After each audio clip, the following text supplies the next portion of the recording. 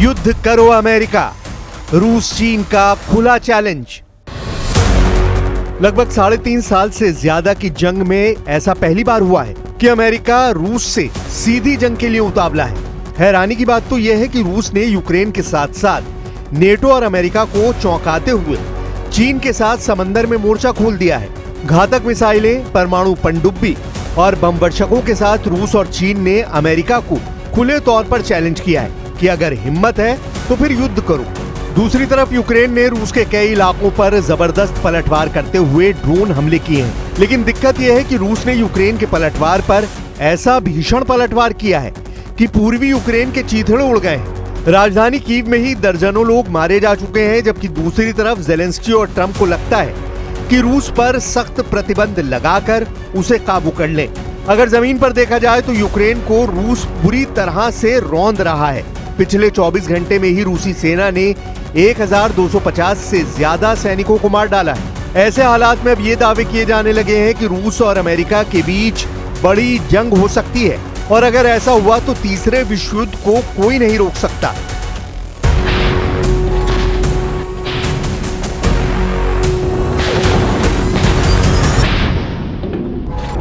इन गंभीर हालात को आप इन तस्वीरों से समझ सकते हैं, जिसमें रूस और चीन की नौसेना समंदर में भयंकर युद्धाभ्यास करने में जुटी है।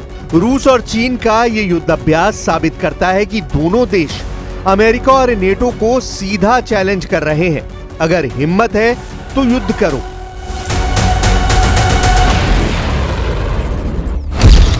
अमेरिका के खिलाफ रूस और चीन ने मोर्चा खोल दिया है। रूस के नजदीक अमेरिका के राष्ट्रपति डोनाल्ड ट्रंप ने 2 परमाणु पनडुब्बियों की तैनाती करके रूस को धमकी दी थी।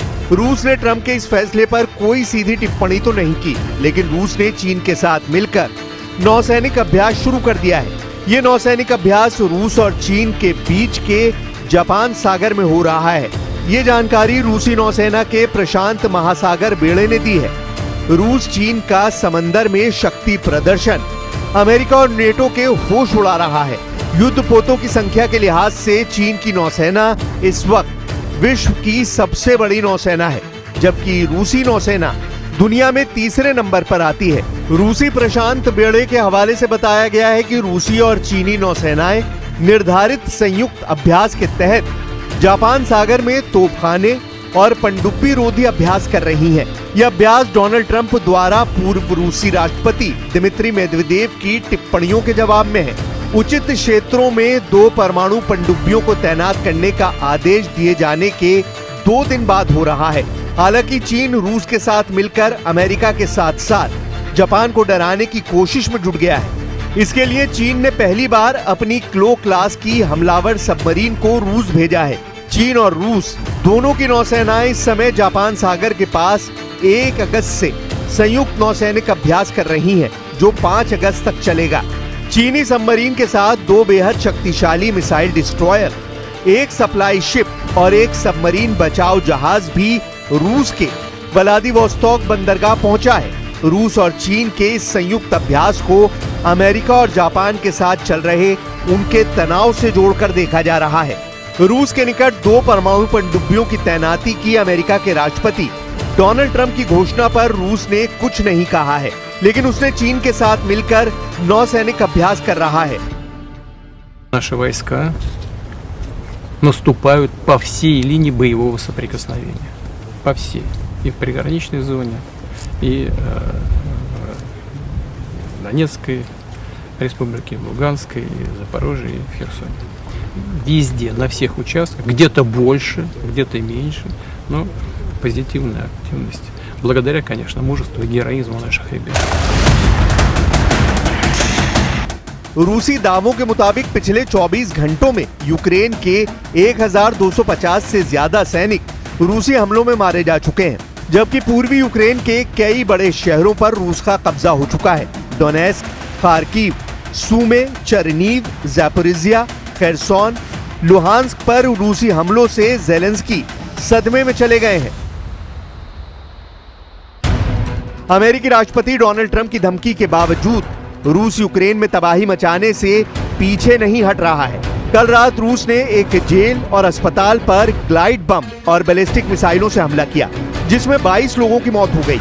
यूक्रेन के ज़ैपोरिज़िया इलाके में एक जेल पर रूस ने ग्लाइड बमों से हमला किया, जिसमें 17 कैदियों की मौत हो गई। उसके बाद रूस ने कीव पर हमला किया, जिसमें इस्कंदर मिसाइल और शाहिद ड्रोन का इस्तेमाल किया गया, जिसमें 8 से ज्यादा यूक्रेनी नागरिक मारे गए। अधिकारियों ने बताया कि मध्य यूक्रेन के नीपर क्षेत्र में रूसी मिसाइलों ने एक 3 मंजिला इमारत को आंशिक रूप से नुकसान पहुंचाया। यूक्रेन के राष्ट्रपति व्लादिमीर ज़ेलेंस्की ने कहा कि रूस ने 73 शहरों, गांवों और कस्बों पर हमले किए, जिसमें 22 लोगों की जान गई है। 28 जुलाई 2025 को अमेरिकी राष्ट्रपति डोनाल्ड ट्रंप ने कहा था कि रूस की 50 दिनों की समय सीमा खत्म हो रही है।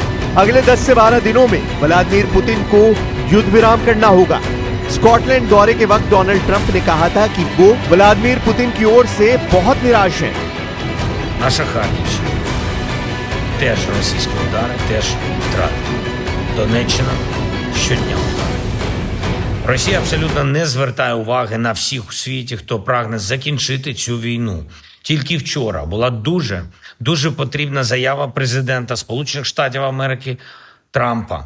Багато підтримки у світі, але все одно обстріли та навіть показові вбивства росіянами наших людей продовжуються. 10 दिन में विश्व युद्ध अब फंस गए ट्रंप। जानकारों के मुताबिक राष्ट्रपति ट्रंप ने जिस तरह से रूस को 10-12 दिन का अल्टीमेटम दिया है, उसे रूस यूक्रेन युद्ध में बहुत बड़ा खतरा बताया जा रहा है। जानकारों के मुताबिक ट्रंप ने 10 से 12 दिन का अल्टीमेटम देकर पूरी दुनिया के सामने अब आर पार जंग की बिसात बिछा दी है। अगर अगले 10 से 12 दिन में ट्रंप पुतिन को काबू नहीं कर पाए और यूक्रेन पर हमले नहीं रोक पाए, तो यकीन मानिए अमेरिका और ट्रंप की साख को जबरदस्त बट्टा लग जाएगा। रूस के पूर्व राष्ट्रपति मेदवेदेव ने ट्रंप को 2 टूक बात कही थी। रूस ना तो इजराइल है और ना ही ईरान। हर नया अल्टीमेटम एक और बड़ा खतरा है, और ये खतरा सिर्फ रूस यूक्रेन के बीच नहीं बल्कि खुद अमेरिका के लिए होगा। आखिर में मेदवेदेव ने तंज कसते हुए कहा, स्लीपी जो यानी बाइडेन वाली राह पर मत चलो ट्रंप। ये बयान ऐसे समय में आया है जब कुछ दिन पहले रूस के पूर्व राष्ट्रपति दिमित्री मेदवेदेव ने ट्रंप को अल्टीमेट गेम की आलोचना की थी और कहा था कि इससे युद्ध हो सकता है। मेदवेदेव के इस बयान पर डोनाल्ड ट्रंप भड़क उठे थे। उन्होंने सोशल मीडिया प्लेटफॉर्म ट्रुथ पर रूस के खिलाफ अपनी नाराजगी जाहिर की है। ट्रंप ने ट्रुथ पर पोस्ट किया कि मुझे फर्क नहीं पड़ता कि भारत रूस के साथ क्या करता है, अगर चाहे तो अपनी मरी हुई इकोनॉमी को साथ लेकर डूब जाएं, मुझे कोई परवाह नहीं। हमने भारत के साथ वैसे भी बहुत कम कारोबार किया है, उनके टैरिफ दुनिया में सबसे ऊंचे हैं। आगे रूस से व्यापार की बात करते हुए ट्रंप ने लिखा, रूस और अमेरिका के बीच वैसे भी कोई खास कारोबार नहीं होता और आगे भी ऐसा ही रहना चाहिए। मेदवेदेव को, जो खुद को अब भी राष्ट्रपति समझते हैं, को कोई समझा दे कि वो जरा अपनी जबान संभाले। वो बहुत खतरनाक जमीन पर कदम रख रहे हैं। रूस के पूर्व राष्ट्रपति मेदवेदेव ने यहाँ तक कह दिया कि अगर ट्रंप रूस की इकोनॉमी को मरा हुआ कह रहे हैं, तो याद रखें कि रूस के पास डेड हैंड सिस्टम है, जो अगर एक्टिव हो गया तो कई देश मारे जाएंगे। Летять ракети в жилі будинки в звичайному районі і вбиваються люди, просто звичайні люди, українці. Ну я не знаю, в мене нема слів. Це просто маразм. Russia today hit Kyiv with missiles and drones, more than 100 people, kids. I think it's Russia. I think it's disgusting what they're doing. I think it's disgusting. This is Biden's war. It's not my war. But I said if I get in, I'll try and get the thing stopped. But I think what Russia's doing is very sad. A lot of Russians are dying. You have a lot of Russians, more Russians are dying. But Russians are dying, Ukrainians are dying. You know, the United States isn't really involved in that war. It shouldn't be. And by the way, I made a deal with NATO where NATO pays us for everything that we send. We send them. रूस पर बड़े हमले की तैयारी, 1 lakh drone पर Zelensky का दावा।